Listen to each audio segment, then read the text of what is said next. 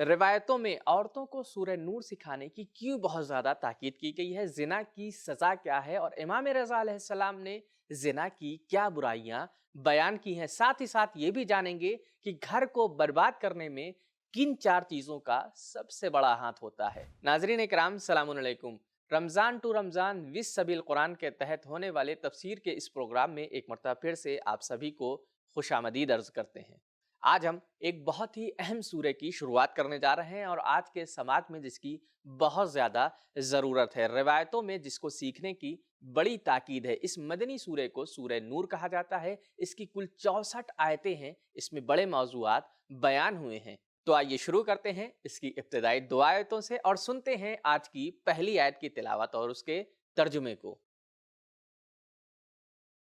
किताब अंज़लनाहु इलैका मुबारकुन लियद्दब्बरू आयातिही। बिस्मिल्लाहिर्रहमानिर्रहीम। सूरतुन अंज़लनाहा व फ़रदनाहा व अंज़लना फ़ीहा आयातिन बय्यिनातिन लअल्लकुम तज़क्करून। इस सूरे को हमने नाजिल किया है और उस पर अमल को वाजिब करार दिया है। इसमें वाज़े आयतें हैं, शायद कि इससे नसीहत हासिल करो। तो ये था आयत का तर्जुमा और उसकी तिलावत। आइए चलते हैं आयत के अहम पॉइंट्स को जानने की कोशिश करते हैं।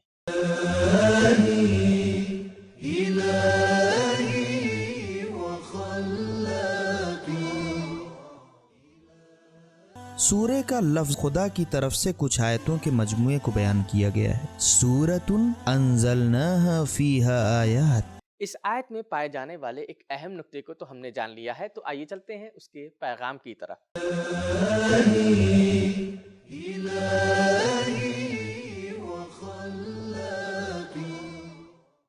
नंबर 1, सारे हुक्म अल्लाह की तरफ से वाजिब हुए हैं। फ़रदनाहा। नंबर 2, कुरान ज़रूरी कानून है, दीन जिसको लागू करता है। फ़रदनाहा। नंबर 3, कुरान की आयतें वाज़े और समझने के काबिल हैं। फ़ीहा आयातिन बय्यिनात। गरचे कुछ आयतों को समझने के लिए तहक़ीक़ व तफ़सीर की ज़रूरत पड़ती है। नंबर 4, इंसान वाज़ो नसीहत का मोहताज है। लअल्लकुम तज़क्करून। नंबर 5, कुरान की तालीमात और उसके उसूल इंसान की फितरत में पाए जाते हैं और याद दिलाने तज़क्कुर से गफलत के पर्दे हट जाते हैं। तज़क्करून। तो ये थी आयत नंबर 1 की तफसीर। आइए चलते हैं आयत नंबर 2 की तफसीर को जानने के लिए उसकी तिलावत और तर्जुमे को सुनते हैं। الزانية والزاني فاجلدوا كل واحد منهما 100 جلدة ولا تأخذكم بهما رأفة في دين الله إن كنتم تؤمنون بالله واليوم الآخر وَلْيَشْهَدْ عَذَابَهُمَا طَائِفَةٌ مِّنَ الْمُؤْمِنِينَ۔ ज़िना करने वाले मर्द और औरत को 100 कोड़े मारे जाएं, और अगर खुदा और क़यामत पर ईमान रखते हो तो इस हुक्म को लागू करने में थोड़ी सी भी नरमी न बरतो, और उन दोनों को सज़ा देते वक्त मोमिनीन का एक गिरोह मौजूद हो और वो देख रहा हो। हमने आयत करीमा के तर्जुमे को मुलाहजा किया। आइए बढ़ते हैं उसके नुकात की तरफ।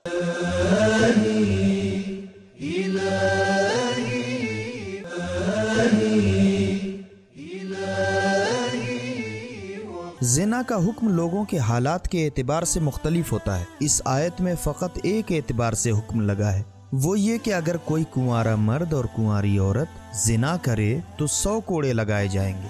लेकिन अगर कोई बीवी या शौहर के होते हुए ज़िना का मुर्तकिब हो जाता है तो रज्म या संगसार किया जाएगा। कुरान और रिवायात में ज़िना करने की बुराइयाँ।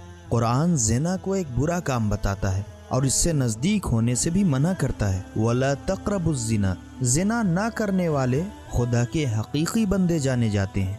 पैगंबर की बैत करने की शर्त इस गुनाह से दूरी करना है।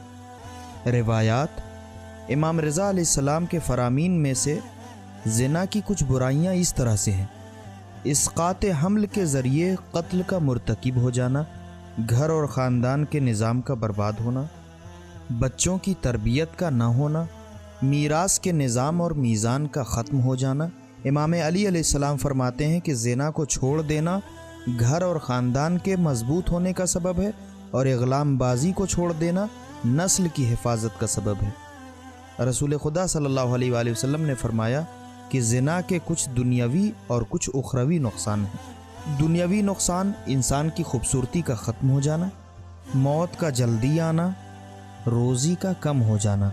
آخرت کے نقصان حساب و کتاب کے وقت بے چارہ اور بے سہارا ہونا، اللہ کا غضب نازل ہونا، جہنم میں ہمیشہ رہنا۔ پیغمبر سے ایک روایت نقل ہوئی ہے کہ جب زنا زیادہ ہو جائے گا تو ناگہانی موتیں زیادہ ہو جائیں گی۔ زنا نہ کرو تاکہ تمہاری عورتیں یا تمہارے مرد بھی زنا نہ کریں۔ جیسا تم لوگوں کے ساتھ کرو گے ویسا لوگ بھی تمہارے ساتھ کریں گے۔ عمل کی تلافی سے غفلت نہ کرو، گیہوں سے گیہوں اور جو سے جو ہی نکلتا ہے۔ 4 چیزیں ایسی ہیں کہ جس گھر میں ہوں گی وہ گھر برباد اور بے برکت ہو جائے گا: خیانت، چوری، شراب پینا اور زنا کرنا۔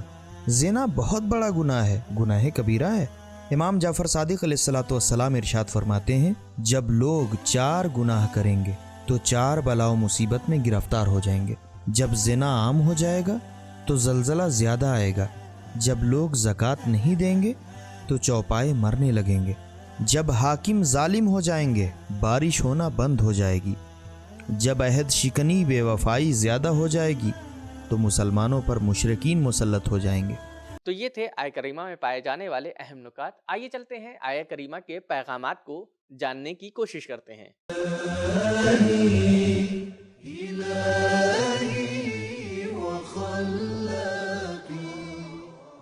پیغام: اسلام میں جنسی آزادی اور نامشروع رابطہ منع ہے۔ الزانیہ فجلدو۔ نمبر 2، نامشروع رابطہ بنانے میں اور اس کی شروعات کرنے میں عورتیں مردوں سے زیادہ آگے ہیں۔ اسی وجہ سے زانیہ کا لفظ پہلے آیا ہے۔ الزانیہ الزانی، چوری کے برخلاف کہ اس میں مرد شروع کرنے میں عورتوں سے آگے ہیں۔ السارق والسارقہ۔ نمبر 3، زانی کو جسمی سزا دینا اس کے سدھرنے کے لیے اور ماحول کی پاکیزگی کے لیے ضروری ہے۔ فجلدو۔ نمبر 4، ناجائز تعلقات میں دونوں کو ایک جیسی سزا ملے گی مگر کچھ خاص جگہوں پر اس کا حکم الگ ہے۔ نمبر 5، سزا کی مقدار خدا کی طرف سے معین ہونی چاہیے۔ نمبر 6، مجرموں کو سزا دینے میں نرمی اور مہربانی برتنا جائز نہیں ہے۔ نمبر 7، محبت اور نرمی شریعت کے دائرے میں ہونی چاہیے۔ نمبر 8، دین خالی نماز اور روزے کا نام نہیں ہے، حدود الہی کا جاری کرنا بھی دین ہے۔ نمبر 9، حدود الہی کو جاری کرنے میں طاقت اور پکا ارادہ قیامت پہ ایمان رکھنے سے حاصل ہوتا ہے۔ نمبر 10، مجرم کو سزا دینا دوسروں کے لیے درس عبرت ہونا چاہیے۔ نمبر 11، زانی کو جسمانی سزا کے علاوہ روحی اور مینٹلی حساب سے بھی تکلیف میں مبتلا ہونا چاہیے۔ نمبر 12، الہی حدود کو جاری کرنے کی مجلس فنکشن میں مومنین کی ایک جماعت کو موجود ہونا چاہیے۔ تو ناظرین، ہمیں ان آیتوں سے زنا کی شدت قباحت سمجھ میں آتی ہے، جو گھر اور خاندان کو تباہ و برباد، دنیاوی اور اخروی عذاب کا سبب، اور اللہ کا غضب، جہنم میں ہمیشہ رہنا، ناگہانی موت، زلزلہ، رزق و روزی میں کمی کا بھی سبب بنتا ہے۔ اور آخری بات بتاتے چلیں کہ اسلام میں جنسی آزادی اور نامشروع رابطہ منع ہے۔ ملتے ہیں اگلے ایپیسوڈ میں، تب تک کے لیے شکریہ، خدا حافظ۔ سبیل قرآن، قرآنی سماج کی پہچان۔